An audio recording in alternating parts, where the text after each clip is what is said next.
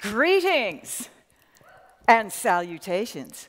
For the next 15 minutes, I will be performing the role of the professor. And as a professor, I have taught many classes in various disciplines, but today's talk will be brought to you by Sociology. So, in sociology, we study the behavior of groups. People, what makes people tick? Why are we so mean to each other? And we talk about culture, and the heart of culture is values.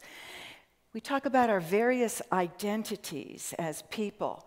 And one of my primary identities is that of an educator. And so, as an educator, I would like to speak with the students in the room.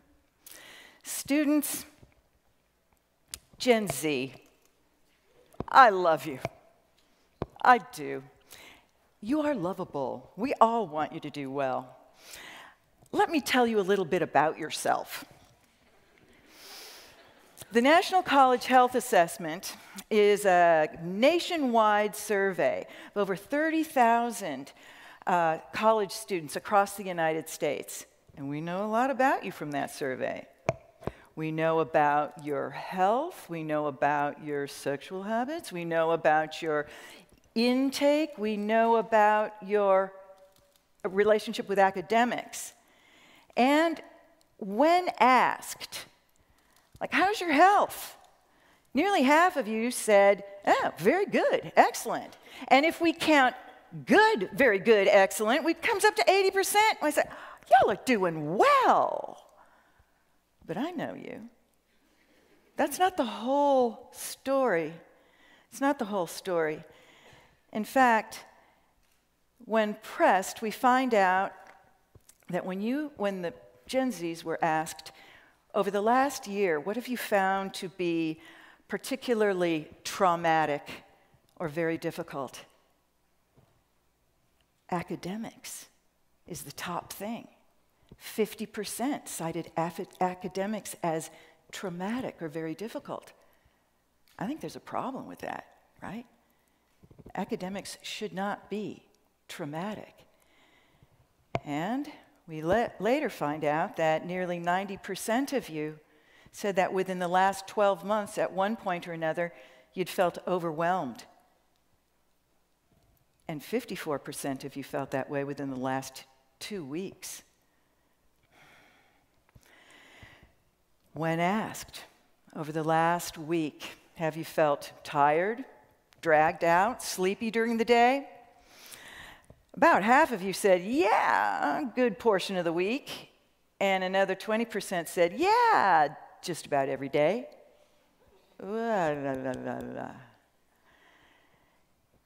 Counseling centers across the United States say that the top complaint that students bring to counseling centers is by far related to anxiety, depression, stress. Those are the top three.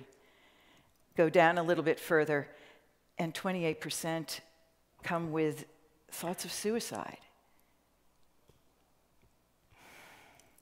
This is not good. But it's undergrad, right? It's supposed to be hard. I went to undergrad, it was hard, yeah. And you got your major, and you graduate, and you're ready to go off, and a lot of my students think about law school. There are things to do. And hey, the American Bar Association released just a couple of years ago a study of law school students and professionals having to do with well-being. So you go to law school, and it's not a picnic there. A lot of depression, good deal of anxiety. But perhaps even more worrisome is the drinking. 43% or so have been binge drinking within the last 2 weeks, and another 22% have been binge drinking more than once in 2 weeks. It's over 60% of students in law school. This is national. Binge drinking, that's not just drinking a little bit. But surely, you get out of law school, everybody says it's awful, right? It's the paper chase. Surely once you're an attorney, that's living the life. No. Upwards of 36% of practicing attorneys have a problem with alcohol. 28% of practicing attorneys have depression, and that's compared to 10% nationally, depending on who you count. That's a big difference. Stress, anxiety. And as far as you young folks are concerned, what is scary is that those with the highest rates of problem drinking are the young ones, the attorneys who've only been out there less than 10 years. All right, so that's the law. That's the law. Law school, that's one thing. Let's talk about banking and finance. Maybe you were a business major. Yeah, you knocked yourself out in school. Knocked yourself out and got that plum job. Well, you know the stereotype. And it's true. 60, 80, 100-hour work weeks? How is that even possible? There are only 168 hours in a week. What kind of employer would ask their employee to even do that? Think about it. And there are consequences. And we see now that people are calling in sick like never before with stress-related illnesses. In fact, over 30% more now than during the height of the Great Recession. Well, maybe you're into health. Maybe you'd like to be a doctor, get into the health professions. Well, we know med school, okay, we don't even have to say it, right? Med school, that's hard, just like law school, etc. Recently, there was a study done of the medical profession, doctors, and half of all doctors surveyed reported some pretty serious symptoms of depression, exhaustion, dissatisfaction, sense of failure. You know, if I'm not feeling well and I go teach a class, nobody gets hurt. But not so for doctors. If your doctor is sleep deprived, your doctor may make a mistake, and that could be a fatal mistake. People, there's a word for this. Burnout. Burnout is a diagnosis. It's not a medical diagnosis, it's a social diagnosis. Burnout is the result of chronic stress, not just stress, I've got something coming up, and then it goes and you lose your stress. No, this is day in, day out, week after week, chronic stress. There are three components to burnout. First, emotional exhaustion. You wake up and you just don't want to go to work or school. You have a feeling of dread. You wake up angry. Second component, cynicism. Wow, you used to be really good at what you did. You were so passionate, and now, like, for what? It doesn't matter. Like nobody cares, right? Big deal. You're kind of surprised at how cynical you've become compared to the way you used to be. And finally, reduced efficacy. You were a person with confidence, you could produce, you did it, and now you're dropping balls and feel you're a failure sometimes. This is not just an issue in the United States. The World Health Organization just recently updated its definition of workplace burnout, and they have now categorized shift work as a carcinogen. Yes, shift work. You don't get enough sleep at the right time, you're messing up your circadian rhythm, and it causes cancer. Causes cancer, and that's a fact.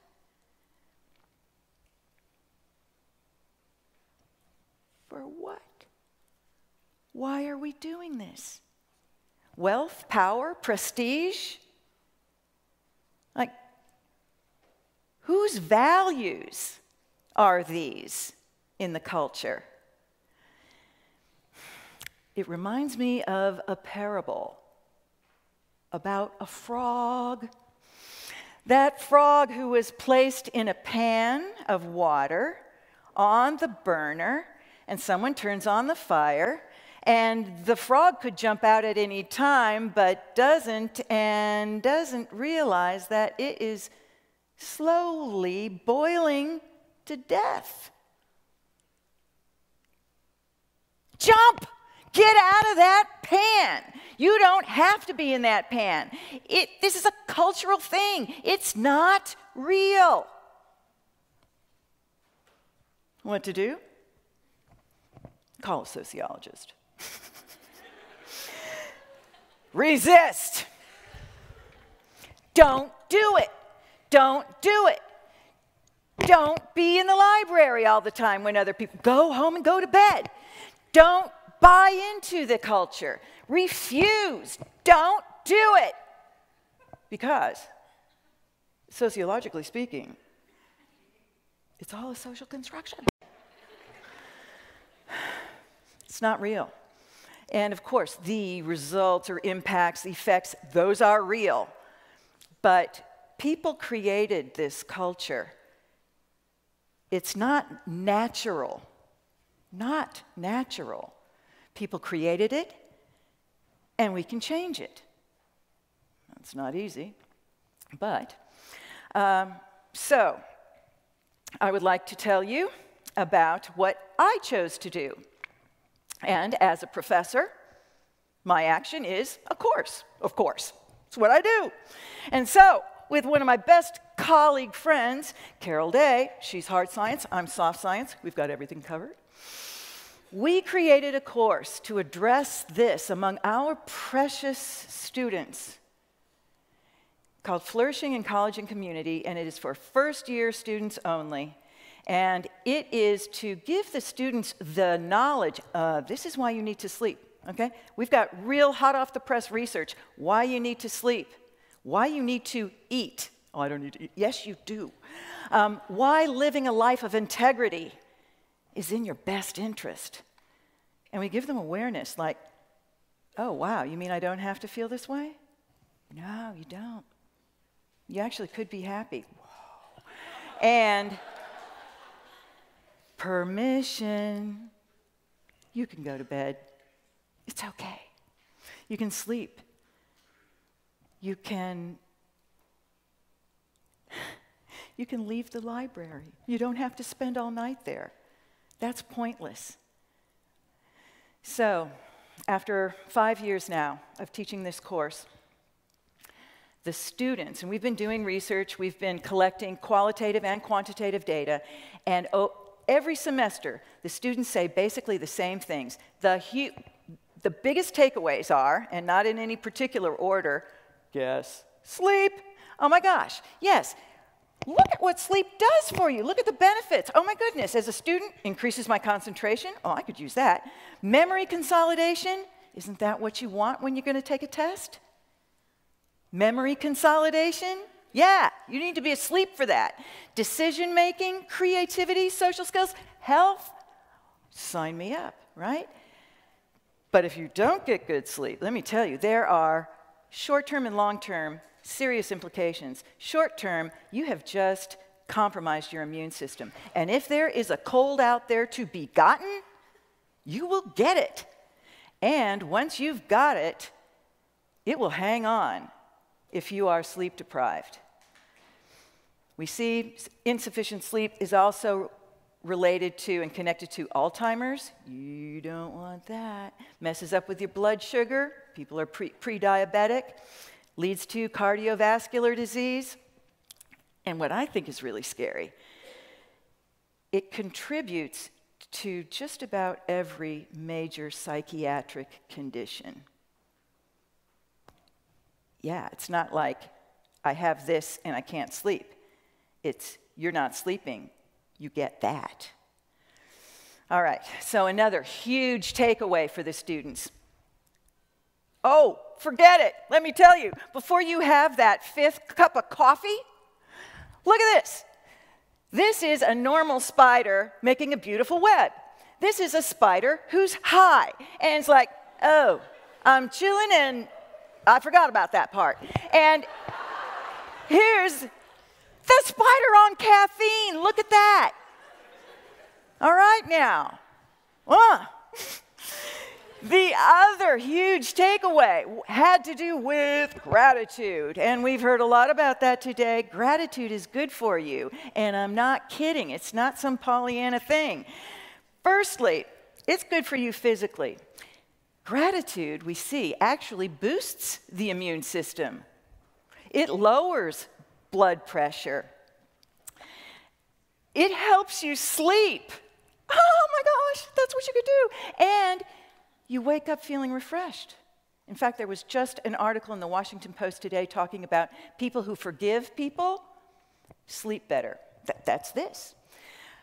Psychologically, people who have gratitude in their lives have more positive emotion, have more positive emotion and more friendly. They don't get as depressed, and socially, people who are grateful tend to be more forgiving, tend to be more compassionate, are less lonely. All of those things sound pretty good, right? Gratitude. But one of the biggest takeaways, and there's a lot of science behind this one, but perhaps the most compelling, is the longest longitudinal study of adult human development, and it comes out of Harvard. It started in the 1930s and is going on now. That's a lot of data. It's voluminous about lots of stuff, and we've got generations. And you know what? The number one determinant of a life well lived: the quality of your relationships. It's not where you went to school. It's not how much you made. It's not how prestigious your job was. It's about love. It's about the people.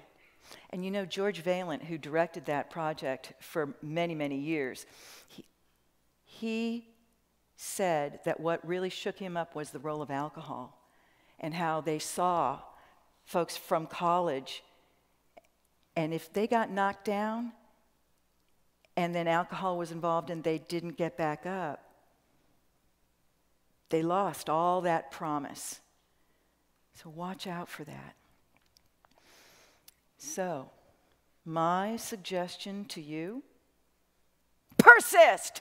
Do it.